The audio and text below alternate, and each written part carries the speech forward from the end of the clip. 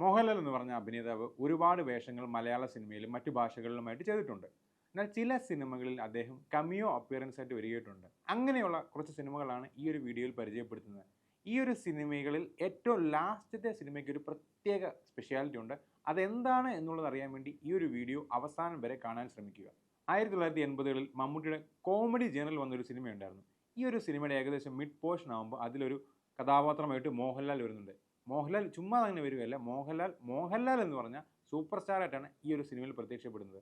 1982 പുറത്തിറങ്ങിയ മനുവെങ്കിൽ എന്ന് പറഞ്ഞ സിനിമയെ പറ്റിയാണ് ഞാനിവിടെ പറഞ്ഞത്. ജയറാം, മാമുക്കോയ, ഇന്നസെന്റ്, പാർവതി, ഒടുവിൽ ഉണ്ണികൃഷ്ണൻ എന്നീ വലിയ താരനിരങ്ങൾ തിരഞ്ഞ ഒരു സിനിമയുണ്ടായിരുന്നു. ഈ ഒരു സിനിമയിലെ ജയറാമിൻ്റെയും പാർവതിയുടെയും പ്രണയത്തെ പറ്റിയാണ് കാണിക്കുന്നത്. എന്നാൽ ആ ഒരു പ്രണയത്തിന് വേണ്ടി ജയറാം മറ്റൊരു കഥാപാത്രത്തിൻ്റെ ഐഡൻറ്റിറ്റി സ്വീകരിക്കുന്നു. എന്നാൽ ട്വിസ്റ്റ് എന്ന പോലെ സിനിമയുടെ അവസാന രംഗത്തിൽ ആ ഒരു കഥാപാത്രം രംഗപ്രവേശനം ചെയ്യുന്നു. ഈ ഒരു കഥാപാത്രം എന്ന് പറയുന്നത് മോഹൻലാലാണ്. മോഹൻലാലിൻ്റെ അച്യുതക്കുറുപ്പ് എന്ന കഥാപാത്രം ആ ഒരു സിനിമയുടെ ഏറ്റവും ക്ലൈമാക്സിലെ നെടുംതൂണാണ്. അപ്പോൾ 1989 പുറത്തിറങ്ങിയ കമലിൻ്റെ പെരുവണ്ണാപുരത്തെ വിശേഷങ്ങൾ എന്ന് പറഞ്ഞ സിനിമയാണ് ഇവിടെ പറഞ്ഞത്. ഗസ്റ്റ് അപ്പിയറൻസ് ആയിട്ട് വന്ന ഒരു കഥാപാത്രം ഒരു സിനിമയുടെ കോറാണ് എന്ന് പറഞ്ഞ് നിങ്ങൾ വിശ്വസിക്കൂ എങ്കിൽ അങ്ങനെ ഒരു സിനിമയുണ്ട്.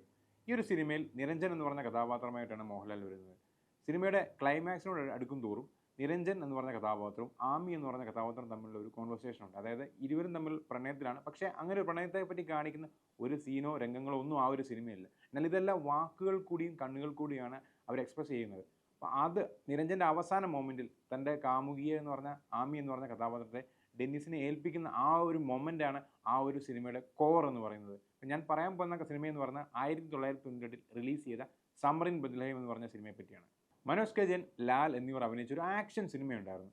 ഈ ഒരു സിനിമയുടെ ക്ലൈമാക്സിനും അടുക്കുന്ന ഒരു മൊമെൻറ്റിൽ ലാലിനെ വില്ലന്മാരെ ട്രാപ്പ് ചെയ്യുന്ന മൊമെൻ്റ് ഉണ്ട്. ആ ഒരു രംഗത്തിൽ ലാലിനെ രക്ഷപ്പെടുത്താൻ വരുന്ന ഒരു കഥാപാത്രമുണ്ട്. രക്ഷകൻ എന്ന് പറഞ്ഞൊരു കഥാപാത്രമായിട്ടാണ് ആ വ്യക്തി വരുന്നത്. അത് മറ്റാരുമല്ല, സാക്ഷാൽ മോഹൻലാൽ തന്നെയാണ്. ആ കഥാപാത്രത്തിന് അദ്ദേഹത്തിന് പ്രത്യേക പേരൊന്നുമില്ല. വേണമെങ്കിൽ ദൈവം അല്ലെങ്കിൽ രക്ഷകൻ എന്ന് പറയാം. അപ്പോൾ 2001 റിലീസ് ചെയ്ത ഉന്നതങ്ങൾ എന്ന് പറഞ്ഞ സിനിമയെ പറ്റിയാണ് ഇവിടെ പറഞ്ഞത്. ബിജു മേനോൻ, ലക്ഷ്മി ഗോപാലസ്വാമി, കലാഭവൻ മണി എന്നിവർ ഒരുമിച്ചൊരു സിനിമയുണ്ടായിരുന്നു. ഈ ഒരു സിനിമയിൽ ബിജു മേനോൻ്റെ കഥാപാത്രം ക്ലൈമാക്സിൻ്റെ ആ ഒരു മൊമെൻറ്റിൽ വില്ലന്മാരെ ട്രാപ്പ് ചെയ്യുന്നവരുണ്ടായിരുന്നു. ആ ഒരു രംഗത്തിൽ ബിജു മേനെ രക്ഷിക്കാൻ വരുന്ന കഥാപാത്രം ഉണ്ടായിരുന്നു, മഹാദേവൻ എന്ന് പറഞ്ഞ കഥാപാത്രം. അതായത് ബിജു മേനൻ്റെ ബോസ് എന്ന് പറഞ്ഞ കഥാപാത്രമാണ് മഹാദേവൻ. ഈ ഒരു മഹാദേവനായിട്ട് വരുന്നത് മോഹൻലാലാണ്.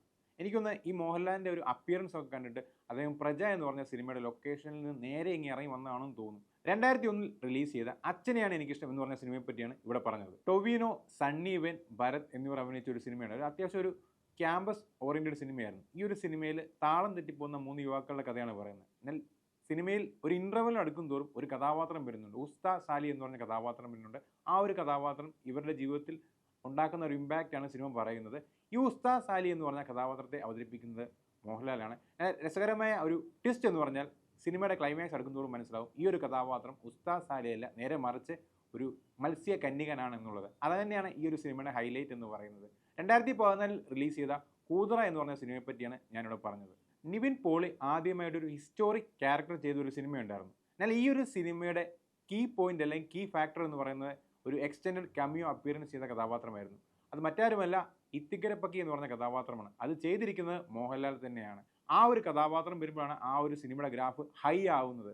2018 പുറത്തിറങ്ങിയ കായംകുളം കൊച്ചിൻ്റെ എന്ന് പറഞ്ഞ സിനിമയെ പറ്റിയാണ് ഇവിടെ പറഞ്ഞിരിക്കുന്നത്. ഇതുവരെ എല്ലാം പറഞ്ഞത് മലയാള സിനിമകളാണ്. എന്നാൽ മറ്റൊരു തമിഴ് സിനിമയുണ്ട്. ഈ ഒരു സിനിമയിൽ സൂപ്പർ സ്റ്റാർ രജനീകാന്ത് നായകനായിട്ട് പോലും കൈഡി ഏറ്റവും കൂടുതൽ നേടിയത് മോഹൻലാലിൻ്റെ കഥാപാത്രമായിരുന്നു. മാത്യു എന്ന് പറഞ്ഞ ആ ഒരു കഥാപാത്രം തന്നെ ഏറ്റവും കൂടുതൽ കൈയടി നേടിയത്. സിനിമ മറ്റൊന്നുമല്ല, 2021 പുറത്തിറങ്ങിയ ജയിലർ എന്ന് പറഞ്ഞ സിനിമയാണ്. ആ ഒരു സിനിമയിൽ മോഹൻലാൽ ഉണ്ടാക്കിയ ഇമ്പാക്റ്റ് എന്ന് പറയുന്നത് വളരെ ഹൈ ആയിരുന്നു. ഞാൻ ആദ്യം തന്നെ പറയുകയുണ്ടായി, ഈ ഒരു പറഞ്ഞ സിനിമകളിൽ ലാസ്റ്റ് സിനിമയ്ക്ക് ഒരു സ്പെഷ്യാലിറ്റി ഉണ്ടെന്ന്. ഈ ഒരു സിനിമ എന്ന് പറയുന്നത് 1984 റിലീസ് ചെയ്ത സിനിമയാണ്. സിനിമയിൽ ശങ്കറാണ് നായകൻ. ശങ്കറിൻ്റെ കഥാപാത്രവും ആ ഒരു പ്രണയവുമാണ് സിനിമ ഏറ്റവും പ്ലോട്ടാക്കുന്നത്. എന്നാൽ സിനിമയുടെ ക്ലൈമാക്സിൽ മോഹൻലാൽ അപ്പിയർ ചെയ്യുന്നുണ്ട്. CBI ഓഫീസർ മോഹൻലാലായിട്ടാണ് അദ്ദേഹം അപ്പിയർ ചെയ്യുന്നത്. ഒരു ആക്ഷൻ സീനിലാണ് മോഹൻലാലിൻ്റെ കഥാപാത്രം വരുന്നത്. എന്നാൽ ഇതിലെ മറ്റൊരു ട്വിസ്റ്റ് എന്ന് പറഞ്ഞാൽ അതേ സിനിമയിൽ ആ മോഹൻലാലിൻ്റെ കഥാപാത്രം വരുന്ന അതേ ടൈമിൽ തന്നെ മമ്മൂട്ടിയുടെ കഥാപാത്രവും എൻ്റർ ചെയ്യുന്നുണ്ട്. അതായത് മോഹൻലാലും മമ്മൂട്ടിയും ഒരേ സിനിമയിൽ കമിയോ അപ്പിയറൻസായി വരുന്ന സിനിമയാണ് ശങ്കറിൻ്റെ ഈ സിനിമ എന്ന് പറയുന്നത്. 1984 റിലീസ് ചെയ്ത ഇതാ ഇന്നു മുതൽ എന്ന് പറഞ്ഞ സിനിമയെ പറ്റിയാണ് ഞാനിവിടെ പറഞ്ഞത്. ഇതൊക്കെയാണ് മോഹൻലാൽ കമിയോ അപ്പിയറൻസിൽ വന്ന പ്രധാനപ്പെട്ട സിനിമകൾ എന്ന് പറയുന്നത്. ഈ ഒരു സിനിമയിൽ നിങ്ങൾക്ക് ഇഷ്ടപ്പെട്ട സിനിമ ഏതാണെന്നുള്ളത് കമൻറ്റ് ചെയ്യാൻ മറക്കല്ലേ. അതുപോലെ ഈ ഒരു വീഡിയോ ഇഷ്ടപ്പെട്ടാൽ ചാനൽ സബ്സ്ക്രൈബ് ചെയ്യുക, ലൈക്ക് ചെയ്യുക, ഷെയർ ചെയ്യുക.